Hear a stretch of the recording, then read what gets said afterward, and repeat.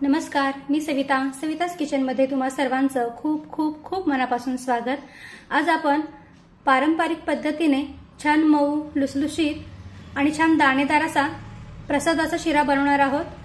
चला तर प्रसादाचा शिरा कसा बनवायचा ते पाहूया। तर प्रसादाचा शिरा बनवताना नेहमी सव्वाच्या प्रमाणातच बनवला जातो, जसे की सव्वा वाटी, सव्वा कप किंवा मग सव्वा किलो। तर या वाटीने मोजून मी सव्वा वाटी रवा, सव्वा वाटी साखर आणि सव्वा वाटी तूप घेतलेला आहे। प्रसादाचा शिरा बनवताना नेहमी रवा हा जाडसरच वापरायचा, म्हणजे मग शिरा छान दाणेदार बनून तयार होतो। आणि तूप हे आपल्याला वितळवूनच घ्यायचं आहे, कारण तूप जर का घट्ट असेल तर कढईमध्ये वितळल्यानंतर त्याचं प्रमाण जास्त होईल। त्यामुळे तूप हे सव्वा वाटी वितळलेलंच घ्या। त्यानंतर इथे मी एक केळ घेतलेला आहे आणि हे केळ एवढ्या साहित्यासाठी पुरेसं आहे। त्यानंतर ही तुळशीची पानं घेतलेली आहेत, ही तर प्रसादासाठी अगदी महत्त्वाची आहेत। त्यानंतर याच वाटीने मोजून मी सव्वा वाटी पाणी आणि सव्वा वाटी दूध घेतलेलं आहे। तुम्ही फक्त दुधाचा वापर करणार असाल तरीही चालेल, पण थोडं तरी दुधामध्ये पाणी मिक्स करायचंच, म्हणजे मग रवा छान फुलून येतो। त्यानंतर इथे मी थोडेसे काजू आणि बदाम घेतलेले आहेत। हे प्रसाद बनवण्यासाठी पूर्णपणे ऑप्शनल आहेत, नाही घेतले तरी चालेल, पण शिऱ्यामध्ये ते छान लागतात, त्यामुळे मी इथे थोडेसे काजू आणि बदाम घेतलेले आहेत। त्यानंतर पाव चमचा वेलदोडे पूड घेतलेली आहे। चला तर शिरा बनवण्यासाठी साहित्य तर आपण तयार करून घेतलेलं आहे। आता लगेचच शिरा बनवायला सुरुवात करूया। पण त्याआधी हे जे सव्वा वाटी दूध आणि सव्वा वाटी पाण्याचं मिश्रण आहे ते आपण गॅसवर उकळी येण्यासाठी ठेवून देऊया। तर हा पातेला मी गॅसवर ठेवते। आता यामध्ये एक चमचाभर तूप टाकूया, म्हणजे मग शिरा छान मऊसूत बनून तयार होतो। आता रवा भाजायला घेऊया। तर गॅसवर मी कढई गरम करायला ठेवलेली आहे। कढई हलकीशी गरम झाली की त्यामध्ये हे सव्वा वाटी तूप टाकूया, पण संपूर्ण तूप टाकायचं नाही, फक्त 2 चमचे तूप मी राखून ठेवते।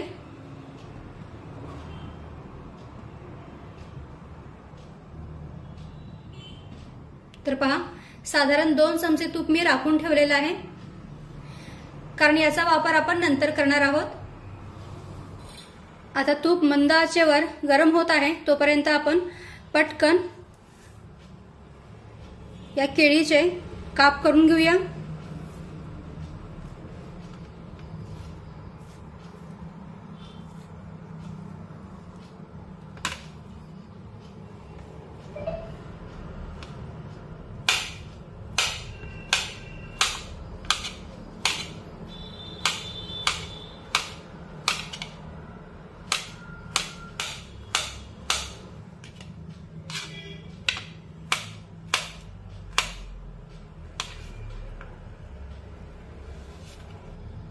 तर पहा, इथे मी केळीचे पातळ काप करून घेतलेले आहे आणि एवढे एक केळ सव्वा वाटीच्या प्रमाणासाठी पुरेसं आहे। इकडे आपलं तूप पण हलकसं गरम झालेलं आहे। तर आता यामध्ये रवा भाजून घेऊया। तर पहा, रवा छानपैकी फुलून आलेला आहे, म्हणजे मग आपला शिरा पण छान दाणेदार बनून तयार होईल। याला तुपामध्ये व्यवस्थित मिक्स करून घेऊया। गॅसची फ्लेम अगदी मंदच ठेवायची आहे आणि मंद आचेवर हा रवा छानपैकी भाजून घेऊया। एकसारखं या रव्याला सतत उलटण्याने परतत राहायचं, म्हणजे मग तो तुपामध्ये सगळीकडून एकसारखा भाजला जातो।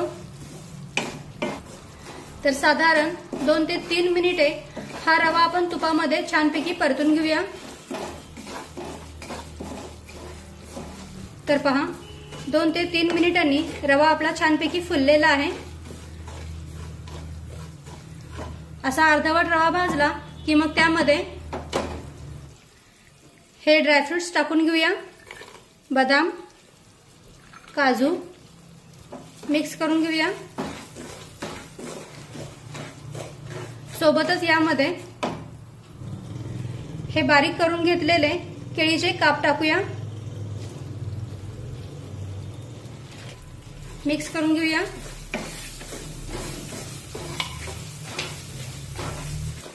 प्रसाद बनवताना केळ हे नेहमी असं रव्यामध्येच परतून घ्यायचं, म्हणजे मग ते अजिबात काळं पडत नाही। पण काही जण काय करतात, प्रसाद तयार झाल्यानंतर त्यामध्ये केळ मिक्स करतात, त्यामुळे काय होतं, केळ हे काळं पडतं आणि शिरा हा खूप गिळगिळीत लागतो, चवीला बिलकुल चांगला लागत नाही।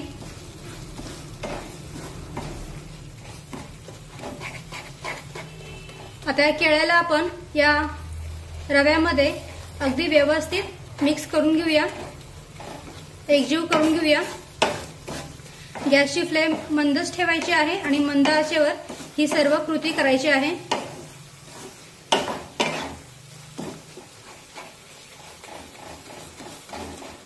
काजू आणि बदाम सुद्धा रव्यासोबत छानपैकी परतून घेतले ना की मग ते शिऱ्यामध्ये छान कुरकुरीत लागतात, शिरा चवीला खूप छान लागतो। तर आता केळ या रव्यामध्ये अगदी व्यवस्थित मिक्स करून घेऊया, छान एकजीव करून घेऊया।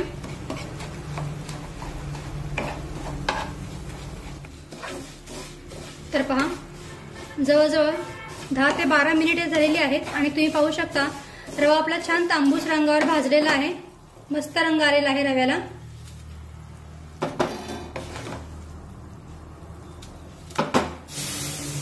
तर पहा, इकडे आपल्या दुधाला सुद्धा उकळी आलेली आहे। आता गॅस बंद करूया आणि हे गरम गरम दूध रव्यामध्ये टाकूया। थोडं थोडंसं टाकायचं, नाहीतर मग त्याची वाफ आपल्या हाताला लागू शकते। दूध थोडंसं टाकल्यानंतर मिक्स करून घेऊया।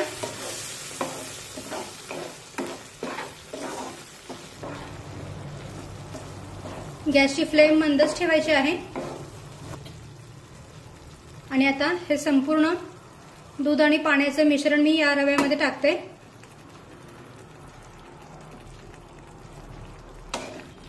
पुन्हा एकदा व्यवस्थित मिक्स करून घेऊया।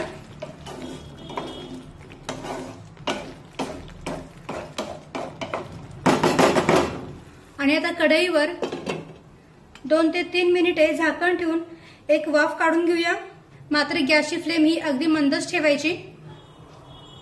आणि आता 2 ते 3 मिनिटे झालेली आहेत, कढईवरचं आपण झाकण काढूया।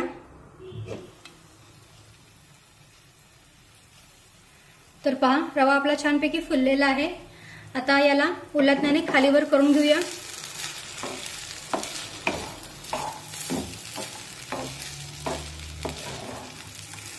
रवा छान मऊ शिजलेला आहे, तुम्ही पाहू शकता।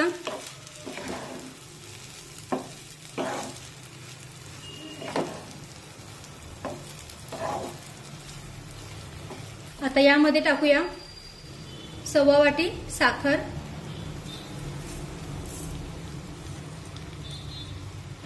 रवा शिजल्यानंतरच साखर यामध्ये टाकायची, नाहीतर मग शिरा चिकट होतो। आता साखर या रव्यामध्ये व्यवस्थित मिक्स करून घेऊया।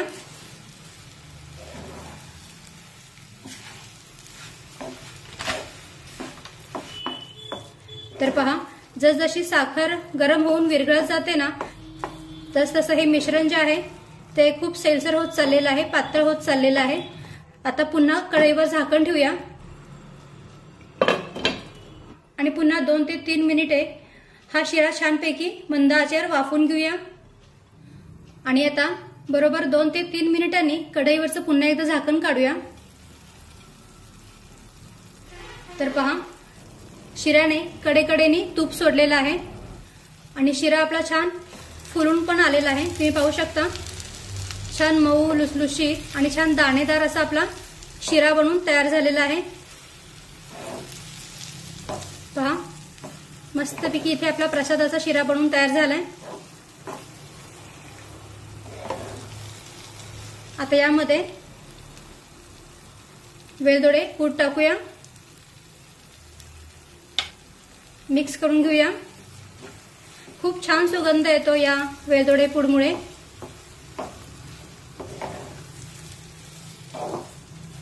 मस्त सुगंध येतो या शिऱ्याचा। वेलदोडे पूड सुद्धा मिक्स करून झाल्यानंतर यामध्ये हे जे 2 चमचे तूप आपण सुरुवातीला राखून ठेवलं होतं ना ते यामध्ये टाकूया।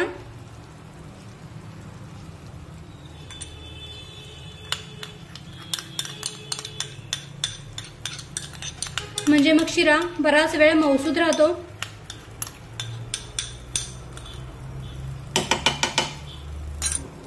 मिक्स करून घेऊया।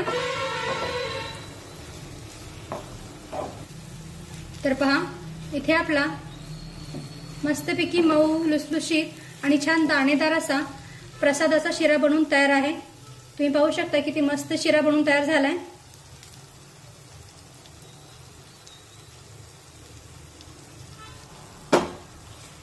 तर आता गॅस बंद करूया। तर इथे आपला छान मऊ लुसलुशीत आणि छान दाणेदार असा प्रसादाचा शिरा बनवून तयार आहे। तुम्ही पाहू शकता हा शिरा किती मस्त बनवून तयार झालाय। आता यावर हे तुळशीचं पान ठेवूया, कारण या तुळशीच्या पानामुळे प्रसाद हा पवित्र मानला जातो। तर कशी वाटली आजची रेसिपी कमेंट करून मला नक्की सांगा। व्हिडिओ आवडला असेल तर व्हिडिओला प्लीज लाईक करा, शेअर करा आणि सबस्क्राईब करायला विसरू नका। थँक्यू।